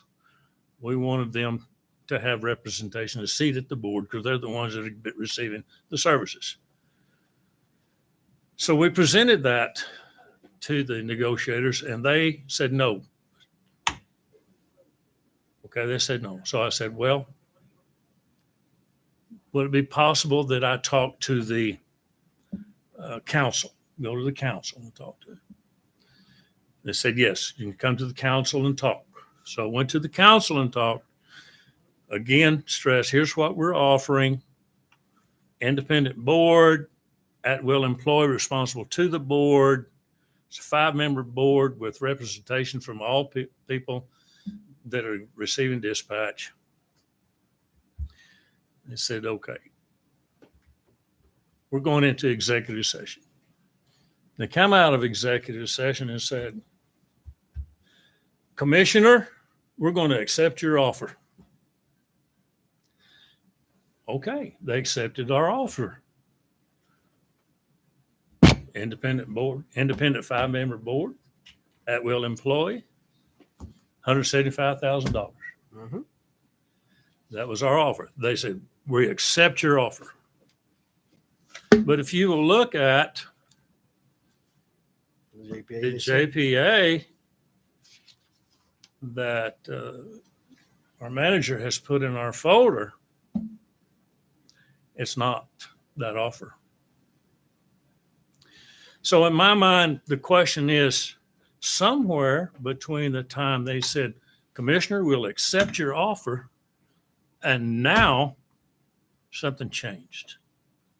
I don't know what, but I am convinced in my mind that they said, we will accept your offer, but now they're not. So I don't know how things proceed in a city council meeting. They do things maybe a little different than we do in terms of executive sessions and what can be done in executive session and what can be voted upon in open session. Haven't been able to track their logic and procedure on that. But generally, what is acceptable in a business meeting, once a motion has been passed that is in a nature of a contract. So we learned this in Greenham Parliamentary Procedure. Motions in the nature of a contract cannot be rescinded if the party you were dealing with was either present for the vote or was notified of the vote. I wasn't present for the vote, but I was notified of the vote, and y'all were notified of the vote. So somewhere along the line, the city council has rescinded that action, evidently, because they're not taking our offer. So again, I don't know what to do. It's been, I think that somehow there has developed some animosity towards me personally, because I have a tendency to, I don't intend to, it's not my desire and intend to be condescending, but that is the word that I'm hearing over and over. So I think I have, for some reason, maybe developed some animosity towards me personally. It may be interfering with the council's desire to cooperate. But they did say, yes, we'll accept the offer, and now they're not. I'm confused about it. But it might be advisable for this commission to select someone to represent them if the reason they're not accepting this because they have I have offended them personally, then would be to our advantage. Put somebody on there that is not offensive. Because I have done what I think my due diligence and considering what I think is a fair offer. And we added to that. Yeah. And we gave them more as an incentive to move to a regional dispatch. But now we're not getting anything accomplished. So I need direction from the board on what to do, because I think our offer is fair. I think our offer was accepted. Now they're saying no, it's nothing that's been accepted. I'm confused. Javier, do you have something you'd like to speak on? Yes, Sure, thank right. you. Thank you, Mr. Chairman. Thank you, commissioners. You know, our end game with this dispatch center is still the regional dispatch center. That's what we think is going to work the best for everybody involved, for our citizens, for all the first responders. But I don't know that we're ever going to get that accomplished with the city. At this point, I know we still have, we came to you months ago when we were doing our budget process asking for money for a dispatch center for for the sheriff's office Monday through Friday, 8 to 5. That would help reduce the cost that we were going to have to spend with the city, and we were going to be able to have dispatch services, those times for us. The best scenario is going to be a regional dispatch center that is governed by a governing board, that it's its own entity and doesn't have oversight by just the county or just the city. That's what we would really like to see happen. I don't know that will ever happen. So at this point, I mean, we would be willing to look forward to having our own dispatch center Monday through Friday. And that's, those are just comments that we want to throw out there. But like I said, the end game needs to be a regional dispatch center at some point in time. I think that's going to be coming mandated by the state at sometime in the near future, and we're going to have to go that route anyways. I was hoping that, we could work with the city and create that now. That way, when it's mandated, everything's already in place and we're moving forward and we're kind of ahead of the curve. And, we might be that one regional dispatch center in our area versus, Clovis or Curry County having it and, them being ahead of the game, at that point in time. So I'll stand for any questions that you have on this. That sounds fine about having 8 to 5 for you, but what about our rural fire departments? I mean, I have a comment. that right there kind of makes me nervous. That what if they decide they don't want to dispatch them out? I mean, there's volunteers, not paid, Right. volunteers out there putting their lives on the line for everybody. And it don't matter if that thing goes off for Dora or if it goes off right here coming into Portales like it did a few years ago out by Elida, Dora, cause everybody shows up. I just can't wrap my head around why it's been like that. I mean, and then I'm also worried, if you remember when we went to our 911 meeting, if we start too many dispatch centers, 911 is going to pull some funding from our area. Well, we're not a rich community. We don't really need to do something that loses funding. So, PSAP. yeah. We lose funding for PSAP if it's not consolidated. Yes. Ms. Dixon, you had something you was wanting to add on that too. I do, and I am not going to be the favorite up here when I Okay. speak my mind. So I just want y'all to know ahead of time. Oh, that's all right. Okay, so as a volunteer firefighter and EMS, I have felt incredibly disrespected through this whole thing from the commission, from the county side. Okay. So I know that we keep putting in here all these different 1% and things like that we keep throwing back over there. You know what? I get out there and I get on the front of that fire truck and I will go put out somebody's dadgum grass fire. You know what? And then you're wanting me to pay for dispatch. We do not get reimbursed for that stuff. We don't get reimbursed unless it's a big grass fire, wildland fire. We don't get reimbursed. We don't get reimbursed when I go out on an ambulance run. It's not like you guys think that we get reimbursed. I've told you guys, those areas that we respond to can change just like that. All it has to do is you go through your PRC to change your ambulance area, and you go through your ISO to change your fire district. It is as simple as that. I can tell you right now that Portalis's PRC has changed. They only have to, by law, have to respond within the city limits of Portales. Now they, I'm sure, will respond outside, but they don't have to. You know, when you negotiate, we have to come back with something more. I was at the meeting with the 175 presented when Commissioner Savage said, and I quote, "It's more than I think you deserve." That's what offended them. So then when they did come back and they said, "We will accept your $175,000 offer," that's what they accepted. They never said to me, they never said, yeah, they said, "We'll accept your $175 offer. We'll work it out." I think they meant they'll take the 175, we'll work out the rest of it. I think that this is going to have to be some give and take somewhere, because you know what? Fire and EMS is something that every single person in this room needs. And I don't care if they live in the city limits of Portales, Elida, Dora, Floyd, inside any municipality. They are still a dadgum Roosevelt County resident, and they are our people. We need to take care of them no matter where they live.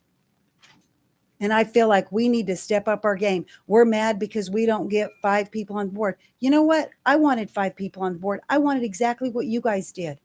But you know what? For 29% or whatever, we don't get that doesn't buy us in to an equal amount of say-so in something. Lee County, yeah, they're a 50-50 split. We're more like Lincoln County than we are Lee County. We just need to learn how to work together. We need to learn how to make this be about the people. And you know what? Sometimes it costs a little bit more to do what's right. But it's our people and our livelihood that's on the line here. And I just feel like we need to figure out a way. I had made a suggestion once before that let them pick 2 commissioners off of our board. We pick 2 people off of theirs that we think we can work with. See if we can get somewhere just to make some progress. Not saying Commissioner Savage isn't doing a great job. I'm just saying let them pick 2 and we pick 2. So it's somebody we think we can work with, or, you know, whatever that we think will be somebody, and leave the managers out of it. Just get 2 people from the commission, 2 people from the council, let them sit down. If it doesn't work, it doesn't work, but it's going to get us somewhere besides nowhere, because that's where we're at now. And that's all I have to say.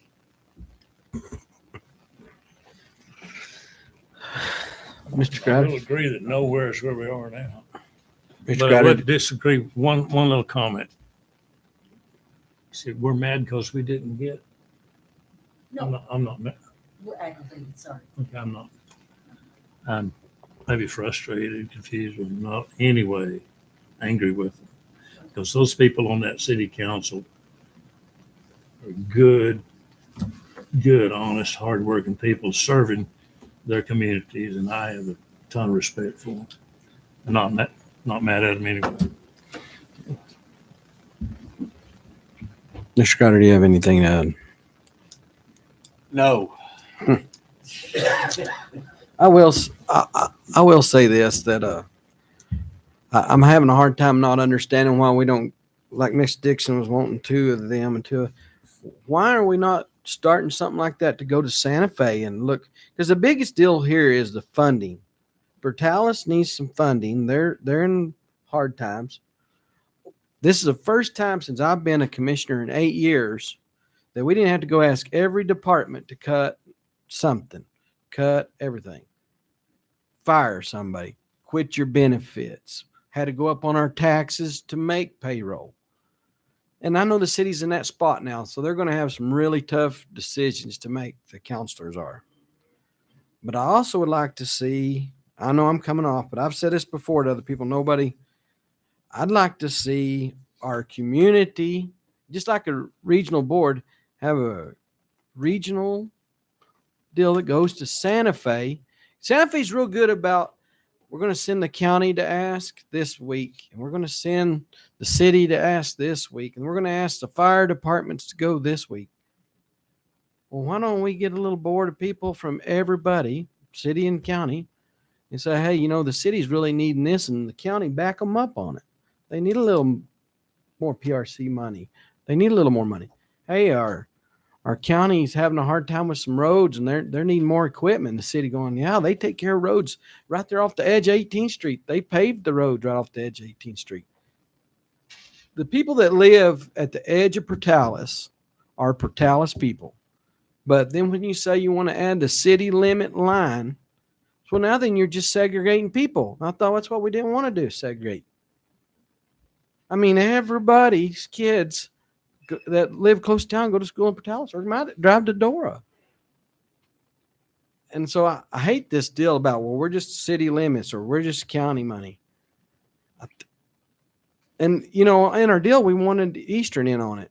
Eastern's part of the county, and then the city takes it in. And at one time, when we played football out here, we had no problem with the city ambulance going out there for the Portales games, the Eastern games. I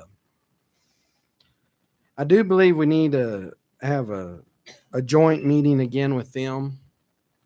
And if Miss Dixon's idea, I'm all right with that. I mean, I'm right. The commission picking two.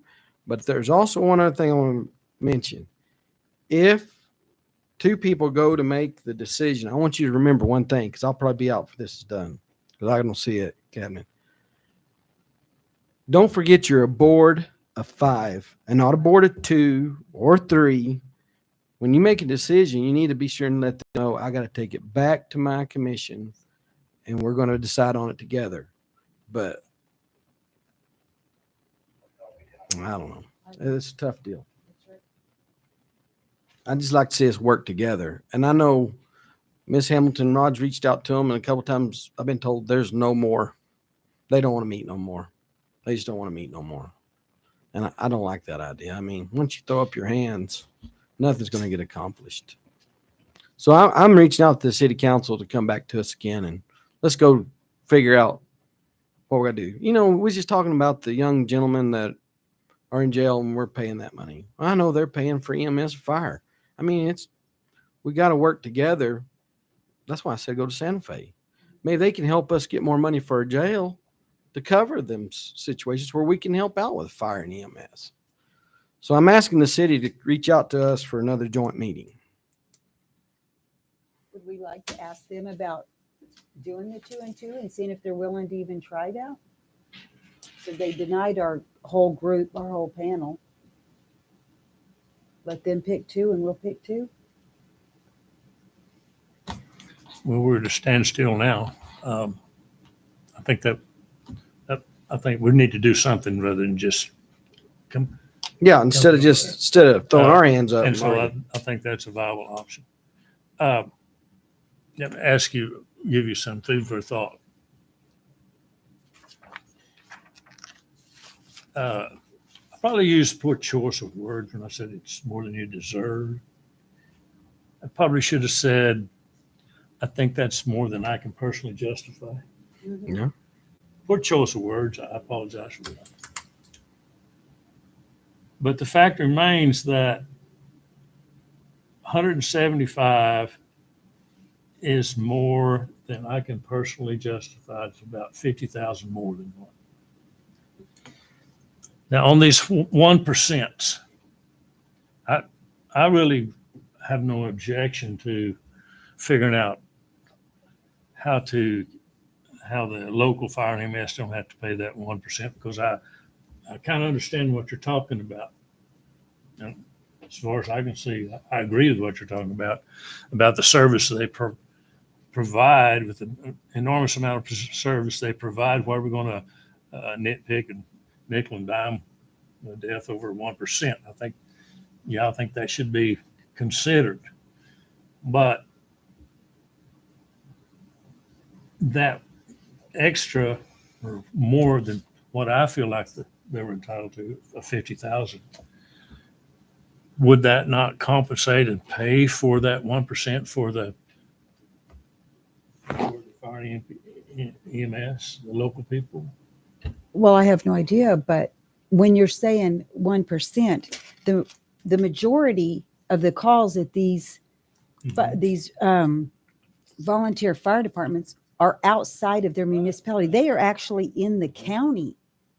So that would be county. It's just dispatch. Okay. We're not asking to pay the ambulance service. It's just dispatch. Yeah. Okay. So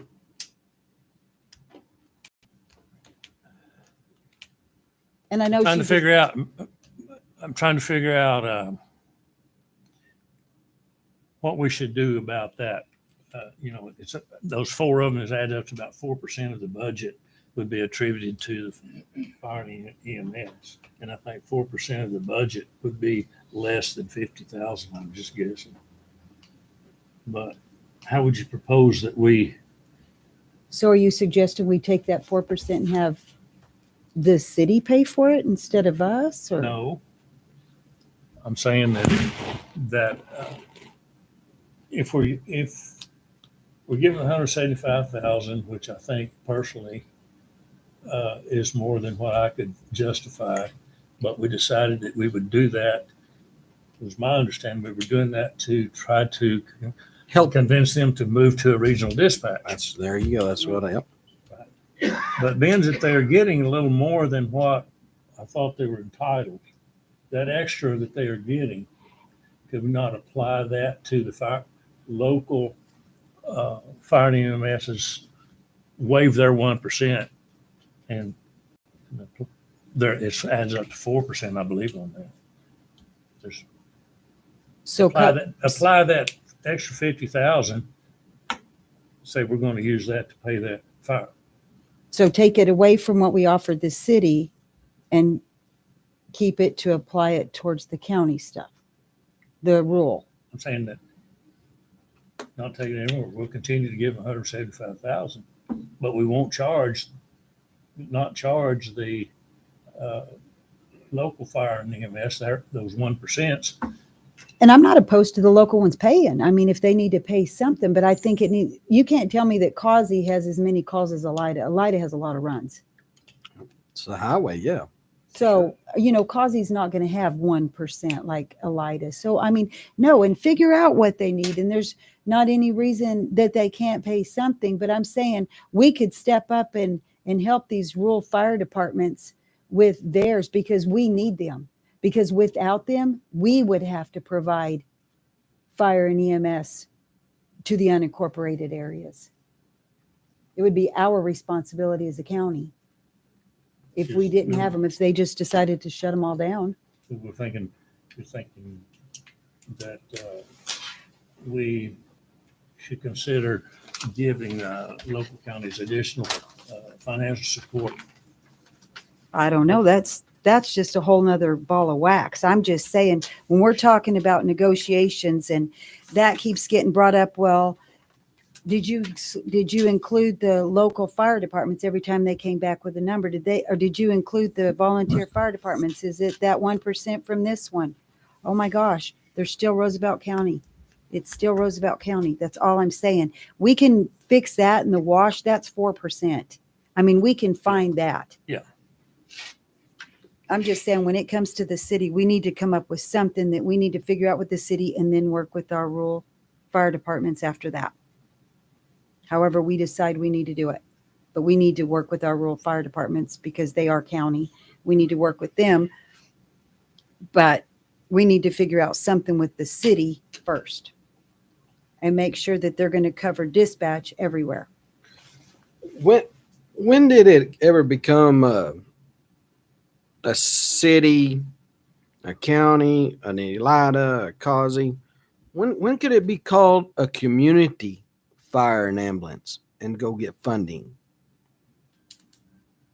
If we had like the, I mean, that's what I'm saying. Why don't we go Santa Fe and look for community fire, and all the fire departments become a community fire department instead of an individual? I think we would have to find a happy ground first. That's called a regional dispatch center with a regional But I mean, board. until we get there, we're going to have to get somewhere because we can't get that done, and we still I need mean, services It's before not we that figure it out. complicated. Just It's do not what's best for the the people. community. right, but we I have don't to know where find y'all go watch basketball and football and sports schools and come and shop, but I know where I go.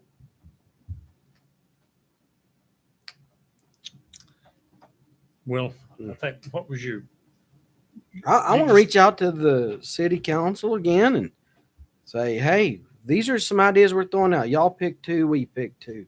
Let's meet up again. Let's try to go to Santa Fe together and get some money. They need to. I mean, y'all want me as chairman? I will call Mike Milner and tell him that. I have no problem telling him we want to reach out. If y'all want to keep the managers out of it, I got his number right there. Okay. I'll call him. Is that a wish of the board that they pick two, we pick two? that's, I'm gonna do. Because I have faith I in think every that- one of my commissioners up here to make a fair and honest I deal. think that's acceptable to me. I agree. Provided that, like you said a while ago, whatever that our two representatives do, that they bring it back to the board for final approval. Mhm. Because I think that, I don't know about the cities. I don't know the city manager that well. Hadn't had a lot of experience with her. She seems like a, good, knowledgeable, good person. And But our county manager is extremely knowledgeable. yeah, it's pretty And good to I have her in hate your to backside. not go to any negotiations or any dialogue with them without her input. So whatever we do, it's fine to send two people, see if we can get something to going. But the final approval needs to come back to the commission, and our county manager needs to have input. Oh, yes. I mean, who knows the budget better? I mean, for sure. Well, I say reach out. Okay, if I can't get hold of Mr. Milner, I got, I believe Chad's the vice, Do what? isn't he vice? Vice chair. I'll do that. I'll reach out to him. All right. Oh, we'll get back to this deal. Media. Amber, has the media text through anything? Miss Hamilton? I had to quit calling everybody by their first names. We're on TV. We're famous now. Mr. Chairman, I have one little comment, one more little thing. For Oh, I would, I guess, get it. Okay. We talked a while ago, and we mentioned this, I don't even know how to say the word, writ of mandamus. Writ of mandamus. Mandamus. Mandamus. Probably optional. Well, okay. I would like for our lawyer to check into that and give us some advice on that, because we're going to be asked to certify an election that is tabulated with non-certified machines. And I would like to explore that. Ask that Secretary of State to give us that, so could possibly it could possibly prevent us from being prosecuted with a 4th-degree felony for certifying something that wasn't right. I'd just like for Mr. Garcia to explore that and kind of report back with us. Will do. You have anything? Hit my cat. There you go. Meeting adjourned. Rolling. You're up, You want Megan. me to stick You're around up. for a little bit? You're Anything up, you need Megan. to tell me about, or you want me to do? All right, I'll reach out to them. Hey, but I am Catch up gonna later. decline for me being one of the representatives because I'm out. Sorry, that's all right. Still takes on more than, I am gonna make it one of you four. They have to pick. Y'all are the only ones gonna be here. Keep making. Speaking my language. Chili. You can resign January 1st, but you can't withdraw right now. Yeah, heck yeah. whoa, signatures. Don't forget we have to sign. Really, I'm glad to see you come out. I did the same thing. Come, get ready, be know what's happening. Hey, so when you come in, you won't be like, well, hey, when you get in here in March, you're gonna find out I spent all the money. You got to get rid of all the road graders, give yourself a raise, and you got to knock all benefits. There it is. Well, I just want you to know that in Mexico counties, that was one of the legislative priorities. There's was to two give all more that elect- require everybody's, but those only need yours. raise the cap on elected officials. It did not get one These are the signature only on two it. that It everybody didn't get gets. one vote. So that won't happen. It didn't get any votes. It didn't get any votes. To raise the cap on elected officials or on? To raise the cap. Raise the cap on elected official raises. What about poll officials? That did Allow nothing to me. do with it. Yes. I know there were two Donate separate that things. one to you. I'll be done in a minute. Oh, Rodney signed this one. Hey, he's got to sign the meetings because I want you.